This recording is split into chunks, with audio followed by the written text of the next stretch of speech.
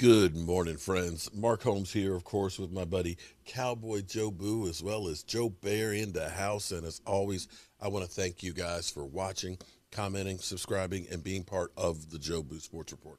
Without you guys and you ladies, this literally does not work. So let's get open for business here and let's wake up those football gods. Wake up here.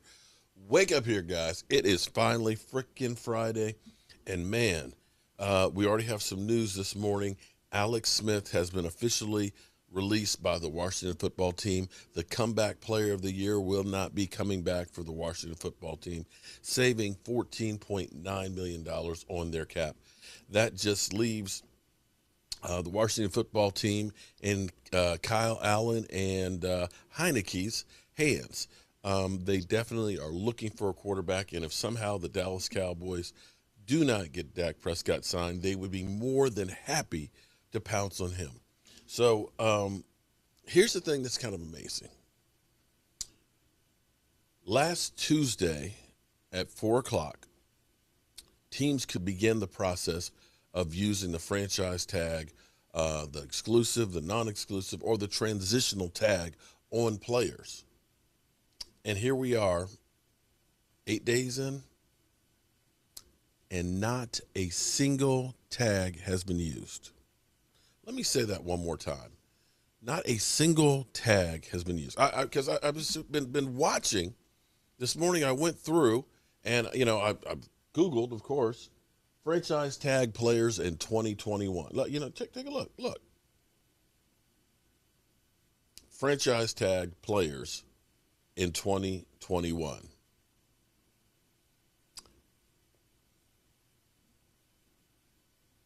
Nobody. Nevertheless, here are prime candidates to be placed under the tag in 2021. Dak Prescott, Allen Robinson, Kenny Golladay, Chris Godwin, Leonard Williams, and so on. But thus far, nobody has gotten a tag. So the question you have to ask is, and I'll put out there another guy who I'm really keeping my eye on is Justin Simmons. Justin Simmons, if he's a free agent, listen, Cowboys, please don't do me like you've done. In the past, we've gone through and we've signed our Dontari Poes and our Daryl Worleys and things, guys that are kind of older, guys that are, value pickup, okay? Let me tell you about value.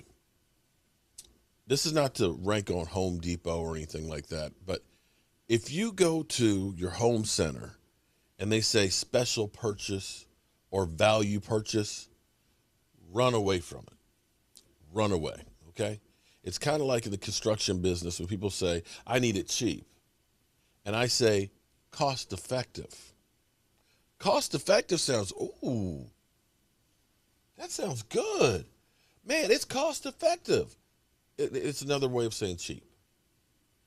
When you say a value signing, that means you're looking for a discount. It's not the regular. And we keep doing the value purchases when it comes to free agents. I went back to 2017 and 2018. All of these free agents that we signed, Joe Thomas is the only one that's still on the team. So we've spent money. We've spent money on free agents.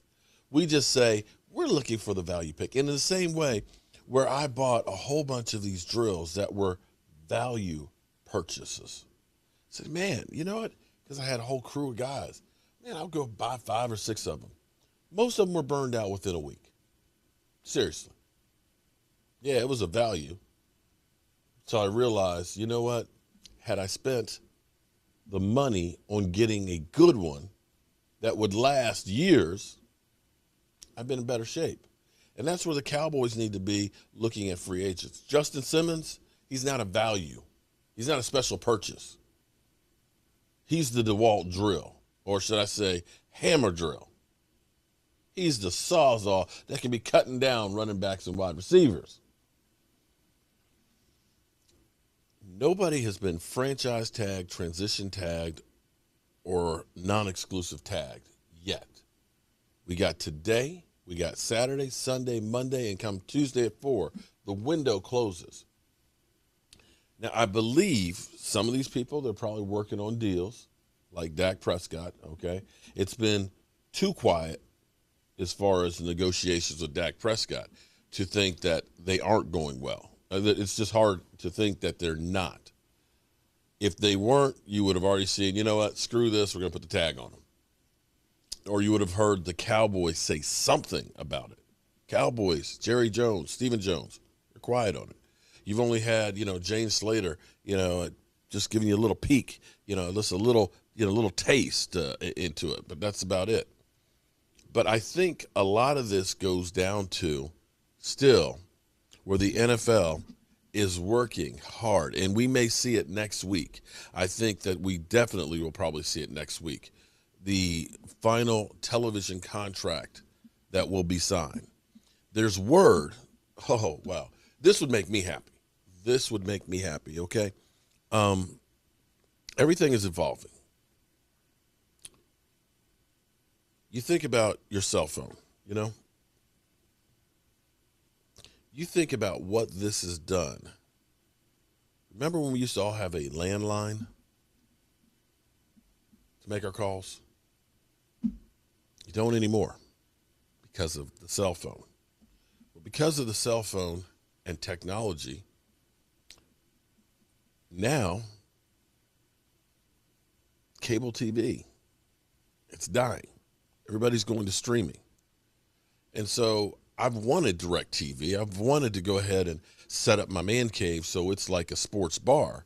But it's like I've got Verizon, and I'm Verizon. I've got, this great Wi-Fi system that's throughout the house. I don't want to get rid of that and start all over because I know some people have had some problems with satellite. And I'm not trying to diss satellite, but it does rain. And the thought of saying, I got to get a 2-year commitment to DirecTV, get a satellite dish and everything else, and keep that along. It's just like I don't want to do that. If you're saying, okay, hey, you need $300 to pay for the Sunday ticket, I'm there. I already pay $100 for the NFL, after game films and all that stuff. $300 is worthwhile for me to pay. I just don't want no damn dish. I just want to be able to get my games. Well, this is where Amazon is trying to get Sunday Ticket, because AT&T, which owns DirecTV, the Sunday Ticket is a losing proposition for them. They're losing money on it. So they are like, somebody want to take this off our hands? And I'd be more than happy to say, okay, Amazon, here's $300. I'll just be able to stream it and be good with it. So you're talking about a brand new player that will take that thing and literally double the fee that's being paid from DirecTV. We already know that the 3 major networks, they're doubling what they're paying in the contract, and ESPN's paying 30% more. And the NFL is dotting the I's and crossing the T's to get this thing signed. And I think that you're going to see a lot of that money translate into this year's cap. I think NFL does not want to see player Armageddon where everybody's just cut on the streets and nobody has money to sign them. And I think this is where teams are waiting. And it wouldn't surprise me if the deal is not completely signed by next week, that they extend the franchise tag period. Now, I may be completely wrong, but I think that you're going to see a big boost over that $180 million, and teams are waiting to see what that number is before they do all the mass cuttings, before they go ahead and say, I got a franchise tag, because it may be, you know what, we're going to have $20 million more than we thought. Let's go ahead and get that guy locked up then, because now they've got the extra cash.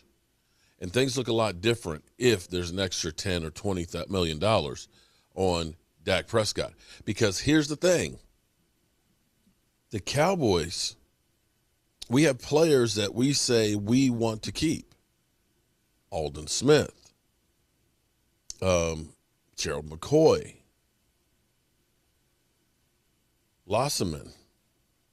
They haven't been signed yet.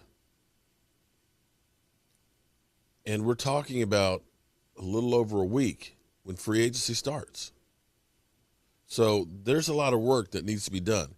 And as you look across the board, there's a few players like Alex Smith being cut, and we know Big Ben's contract, he's been re-signed at a lower rate, and they're spreading out his $42 million over a couple of seasons with voidable years. But for the most part, it seems like everybody's kind of kicking back and waiting before they make a move. Well, for the Cowboys, I still believe that Dak Prescott is the linchpin. If you get that deal done, you got a better idea of how much more money they're going to need. And the other part on that whole equation too is, is if Dak is going to be franchise tagged, you have to create the space to be able to sign him at that $37.7 million, which means you must restructure some contracts. Thus far, we've seen none of that, which is part of the reason why my assumption is the Cowboys know they don't have to, because there's going to be more money. We'll see if my theory is right. I hope that tonight we're going to be starting out actually kind of early tonight. My man DMV won't be here in the house for our live stream tonight. His team is playing football tonight. So they kick off at 7 o'clock this evening. I think what I'll do is I will start live streaming at 7 the game, and we'll roll right into our regular live stream at 9 o'clock. So that way we can get a little Friday night football on, Friday night lights. We'll end up doing, of course, the Jobu Sports Report, because it could be conceivable that today's the day that Dak Prescott gets signed. Just saying. So I want to keep myself close on that. And we'll be rolling into whatever news there is tonight. We'll be doing another giveaway for all of you great fans that have been supporting the channel as we go through a little bit of construction up in here and make some changes and bring some upgrades for you, the fan. So as always, friends, I want to thank you all for watching, commenting, subscribing, and being part of the Jobu Sports Report. I will see you guys probably in the workshop.